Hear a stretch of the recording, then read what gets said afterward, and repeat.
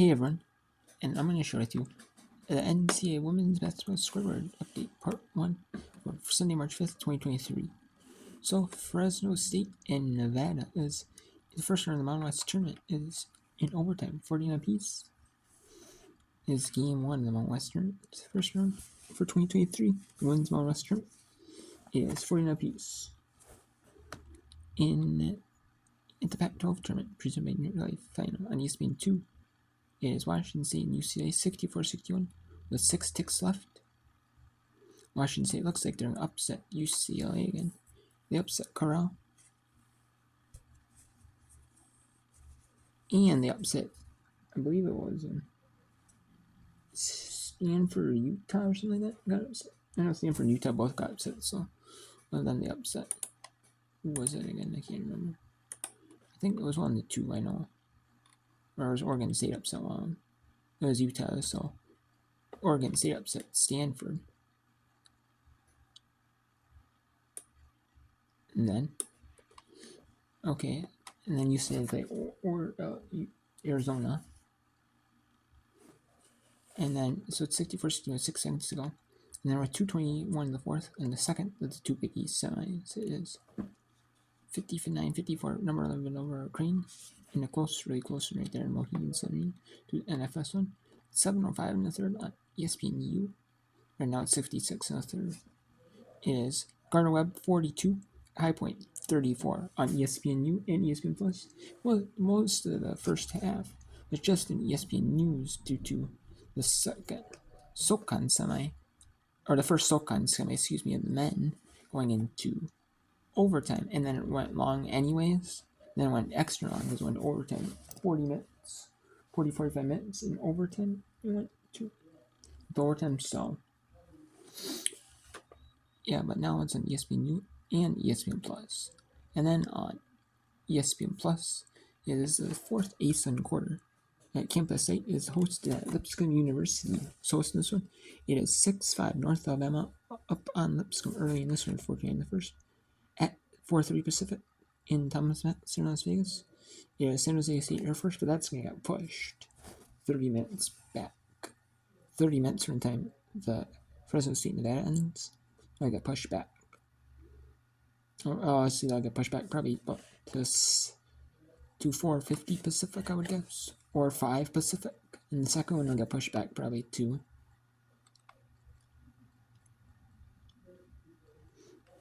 probably 7:30 Pacific, probably at the earliest. And then we have Ohio State, Iowa. Iowa blew out Ohio State 105-72. So Ohio State has proven maybe a JC Shelton even why they're a little overrated. Kind of overrated, you know. But maybe. South Carolina didn't blow out Tennessee, but they did. Had a good, nice, kind of convincing win.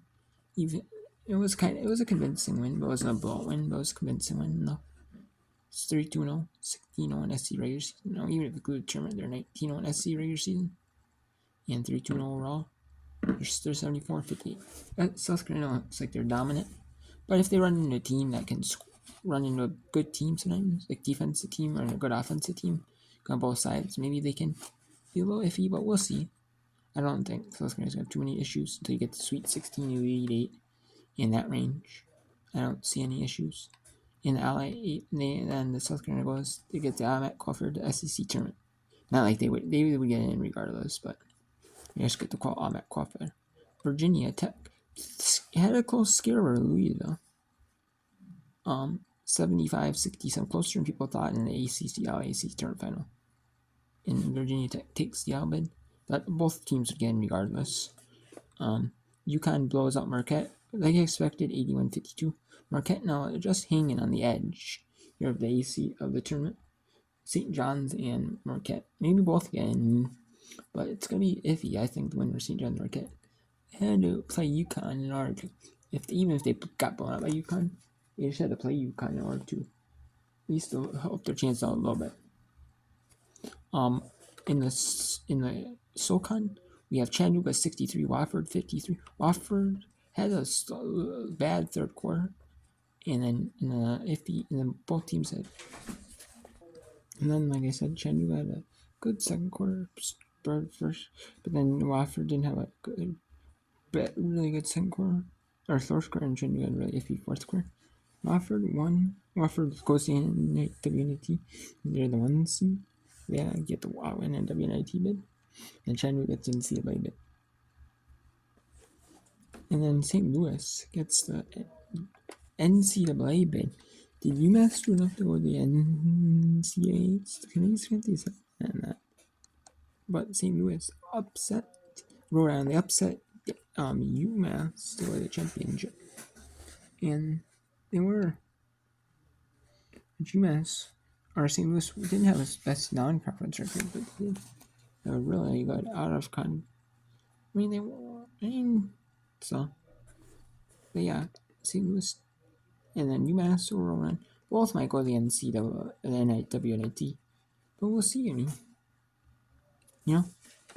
James Madison wins 70-64 Old Dominion in the Sun Belt semis. And then we have Vermont survives to go to the American East in the Sun Belt Championship is tomorrow on ESPN Plus. Then in the American East final, and it's going to be hosted at Vermont Skin because Vermont wins over UMBC. It was pretty close, but then just the first and the second quarters, first and fourth quarters got a little separation by Vermont, and they went up winning 75-63. Roberts blows out the Sweet 16 South Dakota Coyotes from last season. South Dakota, all these players got well-known recognition, and they transferred to better schools, the bigger and better schools, to up their level of competition and moved along with their coach. Their coach obviously moved up, I'm sure, got better offers as like an assistant or like a head coach at other schools. And South Dakota and Routes blew out South Dakota 92-69 in the third Sunday quarter.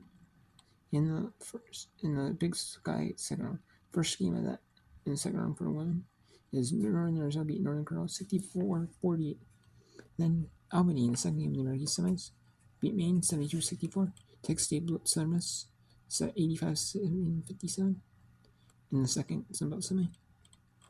And then the winner of that Sunbelt championship game goes to NCAA. So the loser will go to the NWNIT because there's a 1 against the 2. Omaha and North Dakota. Omaha beats North Dakota and survived. It was an upset. It was a little bit upset, but it was only a 3-game difference. It was 80-41. Austin Peay. It was a home in Campus State Dason. Austin Peay beats Eastern Kentucky 73-55. And Liberty, the 2 seed. This blows out. There's the 3-6 right here. This is the 2-5, the 2-7.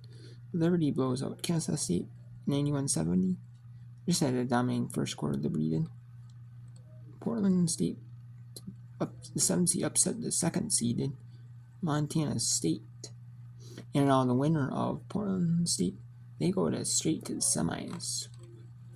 And so does Northern Arizona. They go straight to the semis because the 1 seed had to play the 8 and the 2 had to play the 7 in the second round. The winner went straight to semis. And then the 3 and 6 and 4 and 5 play in the quarters.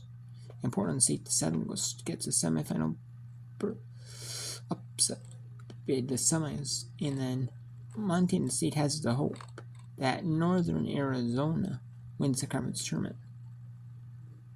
Or else, Northern Arizona, Montana State season's over. And the Florida Gulf Coast does not blow them out, but they did at a good summing. Just a little slow grind out of each quarter. And that's sometimes what you gotta do in these games. Have a little slow grind out over each quarter. Just win a little bit more. Just win each quarter by like 5 points, like 4 or 5 points, and you have like a 20-point game. It doesn't seem like it, but it seems like closer than it actually is. The score the game seems closer than the score actually is. How close the score is? It's 66-48. Florida Gulf Coast beats Stetson. And in the Pac-12 tournament just ended. Washington State beat UCLA, upset UCLA 65-16. Washington State was obviously a lot pretty much was kind of locked to go to NCAA. I mean, I would see that they would be a lock anyways, but they beat a lot of good teams to go there. They had beat Utah. They upset Utah. They beat number 20 Colorado, and they beat number 18 UCLA. And they beat UCLA once in the regular season. They lost to Utah in the regular season. It's Colorado.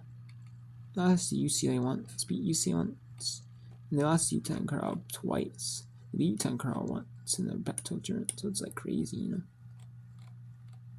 And then we have overtime here, 60-52. Fresno State, Nevada beats Fresno State most likely. We'll see. Crane and Villanova 63. Crane is 59. And then with 11 seconds of fourth, 2:19 a third. Gardner Webb up 48-43 over High Point. Gardner Webb is 20-0 or in conference play. They didn't go in the regular season. They were 8-4 in their 12 non-conference games. But then in Big South Racing play, they're 18-0. And then High Point. Is High Point the 2 seed? High Point is the 2 seed, I believe. Yeah, they're second in the Big South, so if High Point were to win, Gardner Webb actually might be a formidable opponent in WNIT. But obviously, I could see Gardner Webb, pulling an upset. Maybe like pulling an upset in the NCAA tournament. I could see that. Obviously they're not going to get first 4, and they're obviously not going to get like a 16, and they probably obviously won't get like they might get like a 13, 14 seed. I could definitely see that. Like they get like a high, like a seed first, one did seed lead. I could see that, and they could upset maybe even a 12 or something, like 12, 13. I could see that, and they upset someone in the NCAAs. I could see that definitely possibly happening. North Alabama, 15, Lipscomb 11 at the end of the first quarter on ESPN Plus. And it's hosted at Lipscomb's campus. So, there you have it. So, I'm going to go back watch Greenville. Probably got to watch Greenville and Fresno State, Nevada. It's over now. 22 seconds in the overtime. I'm going to go to watch some Crane and Villanova here on FS1. Watch that game. We'll see for it. So I'm going to do another update part 2 later. See if these updates at the end of these 2 games ending for San Jose State Air Force and Utah State Waste Stadium to the end of them. That's where all these games end. Who updates on them? So, take care.